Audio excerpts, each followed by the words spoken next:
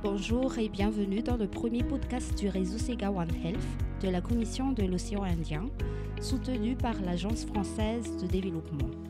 Chaque trimestre, nous vous donnons rendez-vous pour explorer les enjeux de santé publique dans notre région à travers la voix de celles et ceux qui agissent au quotidien pour prévenir les épidémies, protéger les populations et renforcer nos systèmes de santé. Pour ce premier épisode, nous vous emmenons au cœur d'un centre régional pas comme les autres, le CDC One Health de l'océan Indien. Le centre de contrôle et de prévention des maladies de l'océan Indien. Il ne soigne pas, ne produit pas de médicaments, mais il joue un rôle clé pour la sécurité sanitaire de ses pays membres. Pour en parler, je reçois aujourd'hui le docteur Areen Arasamuel, coordinateur du CDC One Health à la COI. Bonjour et merci Dr Areen pour votre présence. Bonjour, merci de votre invitation et de cette opportunité de présenter ce que nous faisons pour la région de l'océan Indien. Pour commencer notre podcast, une première question s'impose. Qu'est-ce que le réseau Sega One Health? Pourquoi ce réseau a-t-il été mis en place? Qui sont les pays et les institutions membres et quel est son rôle dans la région? Le réseau Sega One Health est le dispositif que la Commission de l'océan Indien a mis en place pour gérer pour ses États membres tout ce qui est sécurité sanitaire. Cela concerne à la fois la santé des hommes, des humains, mais aussi la santé des animaux dans leur environnement respectif. Donc SEGA, ça veut dire surveillance épidémiologique et gestion des alertes. Donc ce réseau, il a été mis en place à la suite de l'épidémie régionale de chikungunya en 2005-2006 qui avait frappé, qui avait touché tous les États membres de la COI, ça veut dire la France à travers la Réunion, Maurice, Madagascar, l'Union des Comores et les Seychelles, qui avait fait des centaines de milliers de malades et certains décès dans la région. À travers ça, les États membres ont trouvé qu'il était judicieux, qu'il était très important qu'il y ait une collaboration à l'échelle régionale pour mieux anticiper, pour mieux gérer ce type de risque, parce qu'à cette époque, chaque pays avait géré par lui-même l'épidémie et on aurait pu éviter beaucoup plus de cas s'il y avait eu de la collaboration. Donc ça, à la suite de cette épidémie, le réseau SEGA a été mis en place depuis 2009. Actuellement, il regroupe plus de 500 membres, en fait, qui sont des professionnels de santé issus des ministères en charge de la santé, en charge de l'élevage, en charge de l'environnement, ainsi que des experts techniques issus des partenaires tels que le CIRAD, l'Institut Pasteur, les institutions de formation en santé publique dans les États membres, entre autres. Et le rôle vraiment du réseau SEGA, c'est d'améliorer, de préserver la sécurité sanitaire des populations. Donc, pour ce faire, il y a des appuis, des accompagnements, des appuis au système de santé des États membres en termes de surveillance des épidémies, en termes de préparation à la riposte aux épidémies, pour éviter aussi l'émergence, en termes de renforcement de capacité, de formation. Et à part ce renforcement au niveau de chaque État membre, il y a aussi le rôle de collaboration. Donc il promeut la collaboration entre les États membres parce que, en fonction des domaines, chacun a sa force et ses faiblesses. Et on a une vraie complémentarité entre les pays de l'océan Indien et c'est ce qu'on met en valeur pour que tout le monde puisse bénéficier de cette collaboration régionale. Et c'est aussi cette solidarité qui est la valeur que la COI promeut dans toutes ses activités. Le réseau SEGA, il est bien sûr, c'est un dispositif de la COI et il est coordonné par le CDC One Health qui est le centre de prévention et de contrôle des maladies. One Health, une seule santé, vu qu'on a à la fois la santé des humains, la santé des animaux et la santé environnementale. D'accord, merci beaucoup Dr Areen. Vous avez parlé tout à l'heure du CDC One Health. Nous allons enchaîner la deuxième question sur cela. Quelle est la mission du CDC One Health? Pourquoi ce centre a-t-il été créé? Qui y travaille? Quelles sont les compétences? Quel est le lien entre le CDC et le réseau Sega One Health? Et comment se complètent-ils? Le CDC One Health, c'est le centre de contrôle et de prévention des maladies, One Health, parce qu'on traite des différents piliers de ce qu'on appelle l'approche d'une seule santé. Donc on a la santé animale, la santé humaine et la santé environnementale. Donc on a tous les professionnels dans ces secteurs-là au sein de ce CDC One Health qui est basé ici à la COI, au siège de la COI. Le CDC One Health, c'est l'unité de coordination du réseau SEGA One Health. Donc le pilotage des activités, la programmation des activités, le lien avec les pays, c'est le CDC One Health qui fait ça. Mais à part cela, comme il est composé d'experts techniques principalement sur différents domaines, le CDC One Health fait aussi de l'accompagnement direct et du conseil sur le plan technique. Le CDC One Health participe en tant que facilitateur et superviseur dans les différentes formations que la COI donne à travers le réseau SEGA One Health. Donc, pour cela, on a les différents axes, bien sûr, du réseau SEGA One Health. Donc, ces axes sont la surveillance épidémiologique, la riposte contre les épidémies, la formation, incluant entre autres le programme de formation d'épidémiologistes de terrain, le réseau de laboratoires, la partie climat, environnement, santé, la santé au niveau des points d'entrée, la surveillance aux frontières, le risque vectoriel, donc tout ce qui est surveillance et lutte contre les vecteurs et les maladies transmises par ces vecteurs, les maladies non transmissibles. Donc sur ces différents axes-là, le CDC One Health en fait anime le réseau en termes de partage d'informations, partage de procédures, partage d'expertise, etc. Et en termes de renforcement de capacités directes. Donc, soit le CDC One Health, donc nous, soit on le fait directement, soit on sollicite les différentes expertises qui existent au sein des différents États pour aller répondre à un besoin spécifique d'un pays ou au niveau régional. Donc, on fait l'action directe nous-mêmes ou on promeut le fait de valoriser l'expertise disponible au niveau de ce réseau SEGA One Health. Pouvez-vous nous donner quelques exemples d'interventions du CDC, les rôles en cas de crise ou bien lorsqu'il n'y a pas d'urgence? Quelles sont les activités du centre?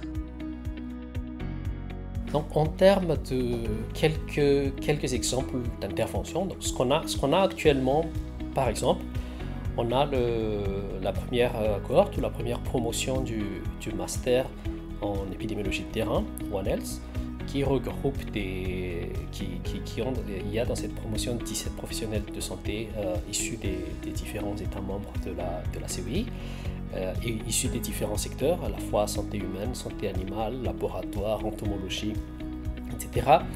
Donc le CDC One Health, c'est nous qui avons monté le contenu de ce programme qui est accrédité, qui est fait en partenariat avec le Mauritius Institute of Health, donc l'Institut de santé publique de Maurice qui assure la diplomation, mais aussi en collaboration avec l'Institut national de santé publique et communautaire de Madagascar, avec l'Université des Comores, avec l'Agence régionale de santé de la Réunion, avec l'Institut Pasteur. Donc, il y a plus d'une cinquantaine d'intervenants dans ce master. Donc, nous, on a monté le contenu, on assure la coordination du programme, nous assurons nous-mêmes, nous faisons partie des cinquantaines d'intervenants. Il y a une grosse partie des cours que nous assurons nous-mêmes, la supervision des apprenants aussi, parce qu'il y a des parties où les apprenants sont regroupés, donc c'est 25% de regroupement et d'approche un peu théorique, et c'est 75% de pratique sur le terrain, au niveau des ministères même ou dans des stages spécifiques.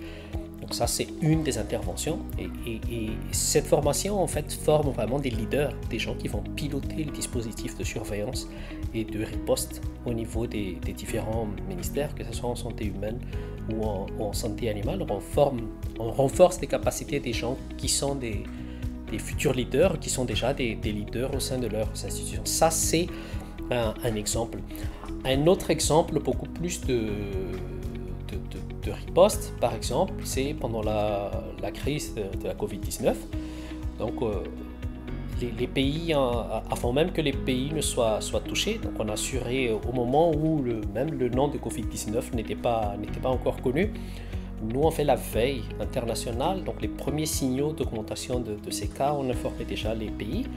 Donc très tôt, avant même que l'OMS ne déclare ça comme une urgence de santé publique à portée internationale, nous avons déjà notifié les pays sur le danger pour se préparer par rapport à cette maladie.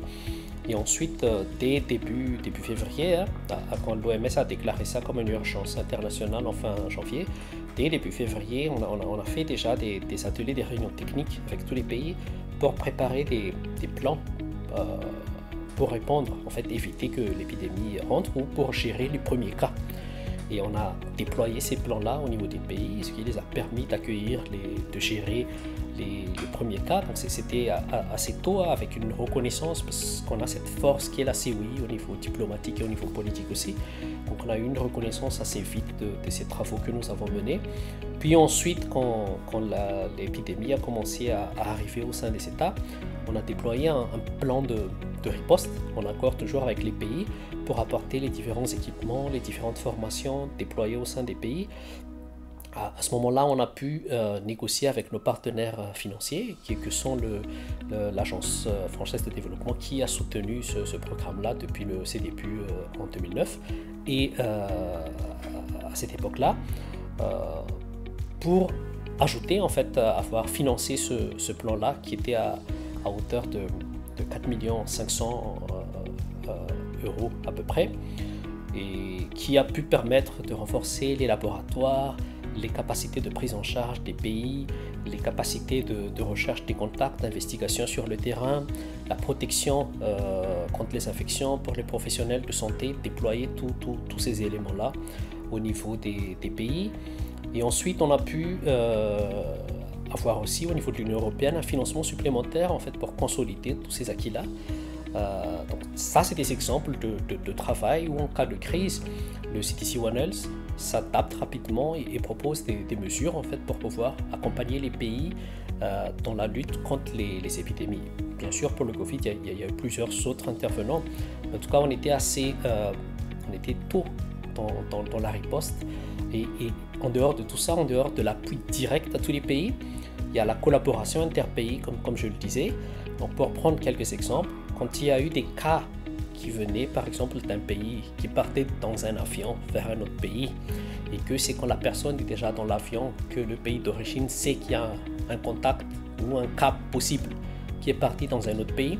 Donc, c'est à travers le CDC One Health que l'information partait, on avertissait le pays où la personne allait atterrir, pour que des mesures puissent être prises, pour que toute la recherche de contact autour, les mesures de précaution nécessaires soient prises sur ces personnes-là. Et ça, on l'a eu plusieurs fois durant cette crise de Covid-19. Ça, ce n'est qu'un exemple, mais on a beaucoup d'exemples de ce type-là, où à la fois on a un renforcement des capacités locales au niveau des pays, plus cette collaboration entre pays dans le cadre des ripostes ou des préparations aux différentes épidémies.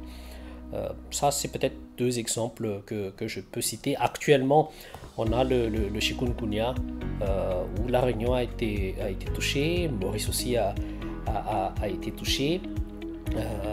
On est en train de, non seulement on appuie les pays qui ont demandé sur les mesures de riposte, de diagnostic, de protection, mais au niveau technique aussi, dans les différents protocoles de riposte et d'investigation. Mais on est en train aussi de préparer davantage, même en ce moment même, au cas où on a un rebond de cette épidémie à la prochaine saison pluvieuse. On est en train de préparer les différents pays par rapport à tout cela. Voilà les quelques exemples que je peux vous citer. Merci. Par rapport aux grandeurs de ces missions, quels sont les défis auxquels vous faites face aujourd'hui et quelle est votre vision pour l'avenir du CDC One Health? Les défis auxquels on a fait face depuis le début, c'est toujours la continuité, la consolidation et la durabilité des actions. En fait, c'est pas de faire des actions ponctuelles, c'est vraiment d'avoir un renforcement durable des systèmes de santé des pays pour avoir cette sécurité sanitaire qu'on voudrait. Donc, par rapport à cela, il y a le défi du financement déjà, mais on a pas mal avancé sur ce sujet-là parce que depuis 2017, les États ont institutionnalisé le réseau SEGA à travers une charte qui a une reconnaissance de tous les résultats que l'on a eus depuis des années. Il y a une nécessité on est passé d'une approche projet maintenant à une approche programme. Et c'est d'ailleurs dans ce cadre qu'est né le CDC One Health. Anciennement, c'était l'unité de veille sanitaire, mais avec cette approche programme, on a pu avoir une conférence ministérielle regroupant tous les ministres de la santé et de l'élevage des différents États membres. En 2023, à Maurice, on a pu valider une stratégie régionale de sécurité sanitaire.